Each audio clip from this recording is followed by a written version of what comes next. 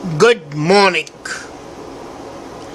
Well, today again we talk about the new frontiers of knowledge. Education all over the world has seen profound changes. And what was very relevant yesterday is not relevant today. The disciplines of study change, and they undergo a change because of diverse factors. The factors can be political, social, economic, societal, or even financial. But the largest impact on the change of the disciplines, on the alteration of the disciplines, is technological advancement, the way it's happening now, a rapid technical upgradation. And that results in two things. One is amalgamation of the disciplines. The interaction between the apparently diverse disciplines gets more integrated, and that integration results in the creation of a new discipline, a new field of study, thereby enlarging the human experience, thereby increasing the ken of human wisdom. We will talk about two disciplines today. Well, if you want to read the details, you can go to my article published today only on the WordPress, references in the Facebook. The first new discipline that has evolved is Econophysics. Now, till now we have been considering that the social sciences have nothing to do with the natural sciences. We have always been thinking that the social scientists are more experimenting with empirical manner, while the natural sciences are laboratory based.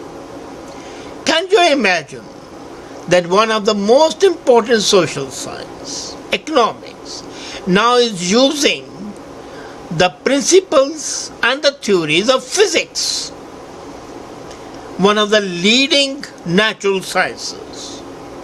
And these theories and principles of physics not only permeate the study of economics, but also impact the results of the economic activity.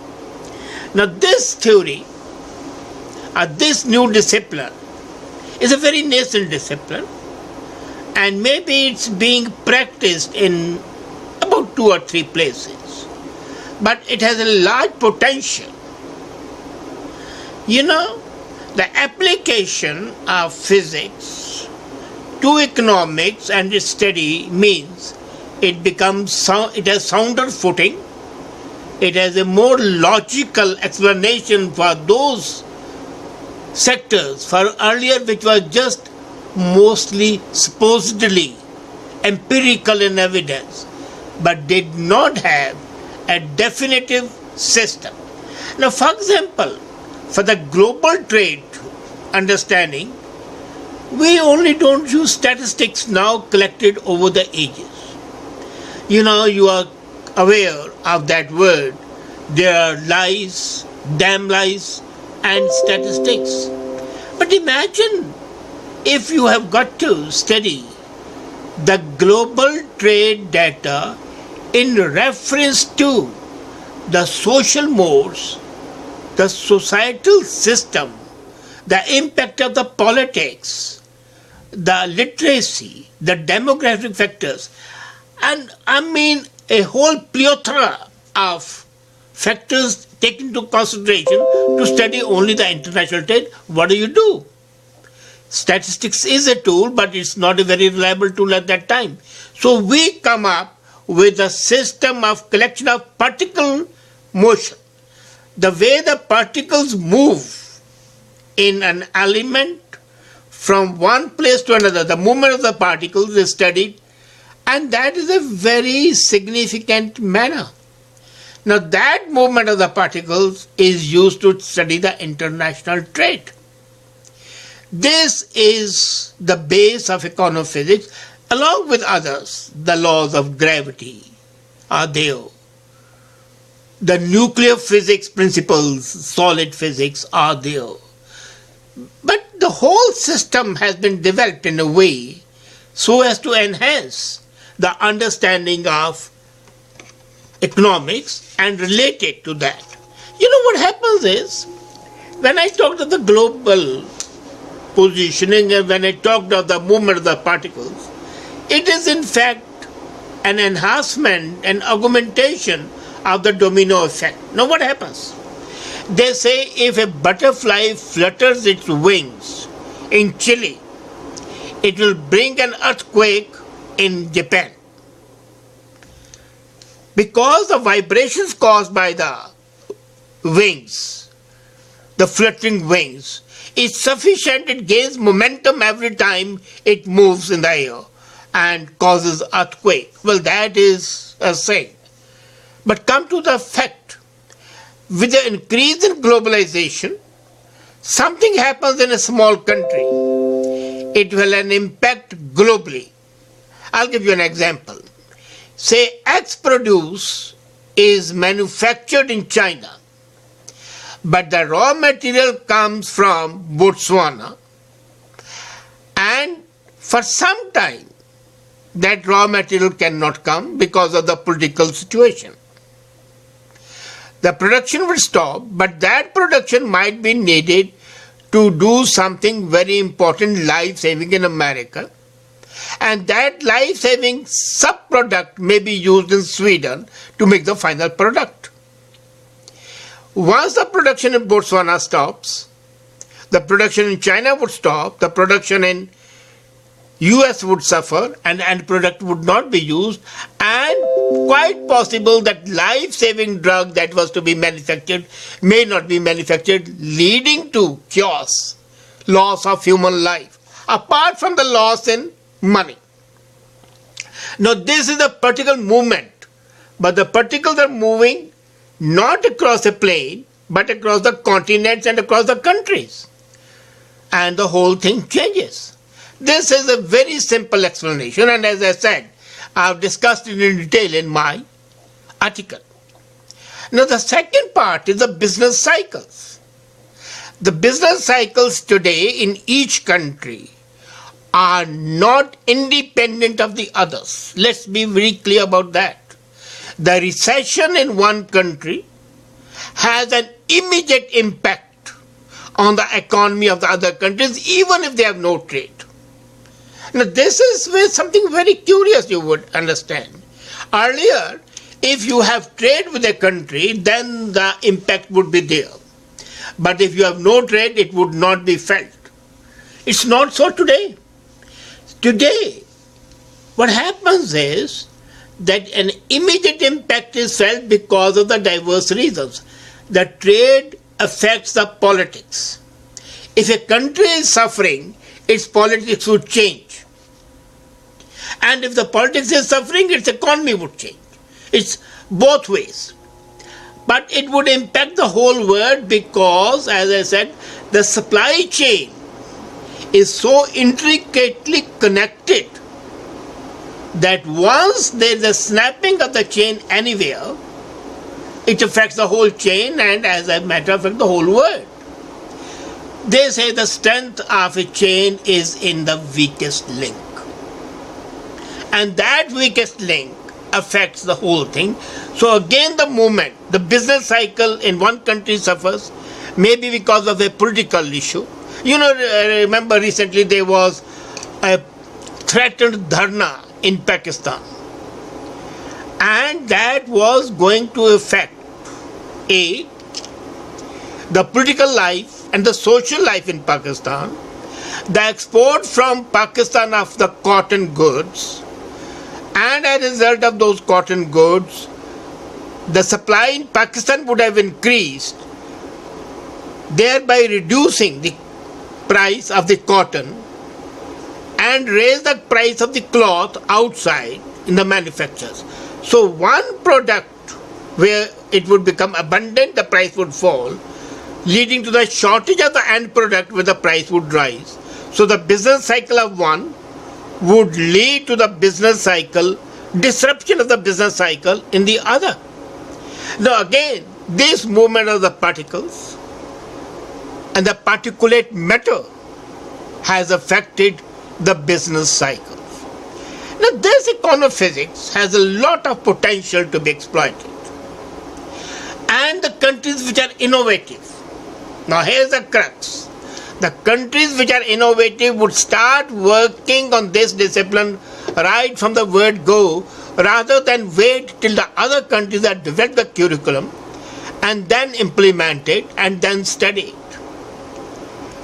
The best thing is to catch the opportunity by the forelock, not to wait and be just a participant in the rat race.